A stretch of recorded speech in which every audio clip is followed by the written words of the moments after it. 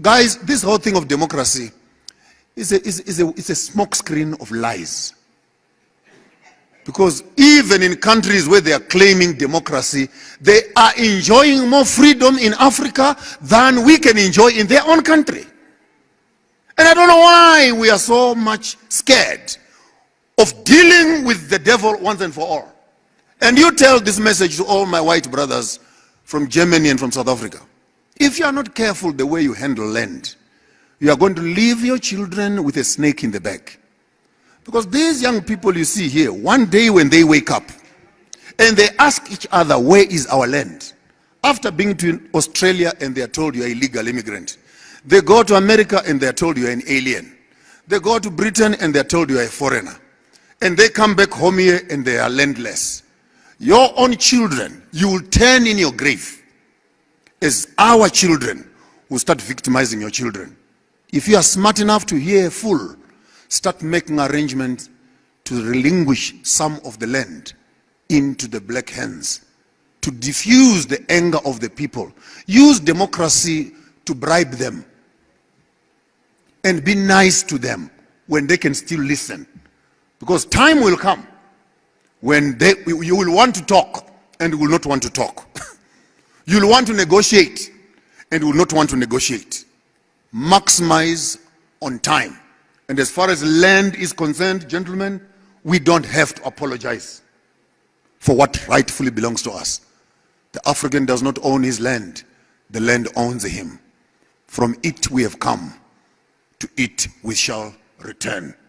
I owe my allegiance to the soil where I come from, because soil is spiritual. That's where my history is. That's where my forefathers are buried. I eat from it. I drink from it. My history is written in the land. And whoever owns my land owns my blessings. Because when it rains, God has blessed me. If I don't have access to land, I don't have access to existence. Therefore, every man must have two wives. The first wife is land. And the second wife is the one who will make children for you. If you don't have land, you don't have a right to reproduction.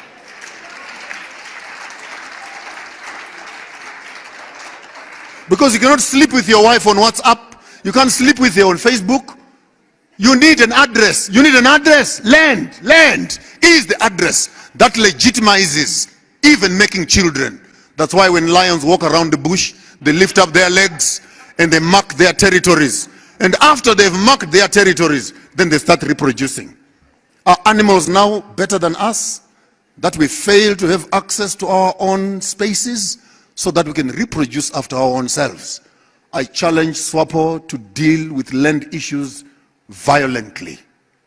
Take off those bloody gloves. Get down to business. But be strategic, be thoughtful, be mindful, be future-seeing, and put strategies that will work. But no matter how long you wait, sweet talking around land, it will boil down to one thing. Who will ultimately be the owner of the land? So I would want to respect that by policy. Let's keep the land as state land. Let people lease it from us as they work. And let us constantly be in control, because this is one of the only assets that we have as a nation. And sooner or later we must discover who is our enemy and who is our friends. This is how I want you to think. This is how I want you to feel. This is how I want you to do. You guys went to war. And you did not go to war to fight for democracy. We didn't go to war so that we wanted to share toilets. No, we can build our own toilets. We went to war because we wanted to restore land. Number one. We wanted power away from those that were oppressing us and to have it to ourselves. I'm talking this as a Pan-Africanist. This has been the weakness of all African governments, all of them. They went to war to fight for land. When they were there, they started organizing governments and they made themselves the kings while they were at war. And when they came back, they assumed the instruments of colonial power systems, and they started to become the drivers of the same system which had oppressed them. I'm not mixing my words. So we came back with presidents when we went to war with kings. And when they came back, they sat on the same chair, that the colonialist was sitting. They became the ministers of health to manage the same health system, ministers of education to manage the same education system, ministers of water to manage the same water policies. Even as we speak today, we still have the red line zones in Namibia where goods cannot move freely. In a country we call a country, but you cannot cross over with the avocados and beef. You cannot cross this line. And you sit back and say, who drew this line? A bunch of some Boeros and German guys who said, no, if you allow goods from the north to come down here, then the businesses of the south will die. We are the monopoly holders of business in Windhoek. You can't allow cheap things from the north to come, and those red lines are still there.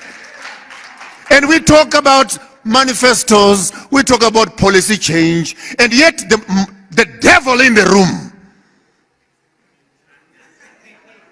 still looks at us, and to tamper with it, we all want to tiptoe and put golden gloves when we begin to talk about these real issues that matter.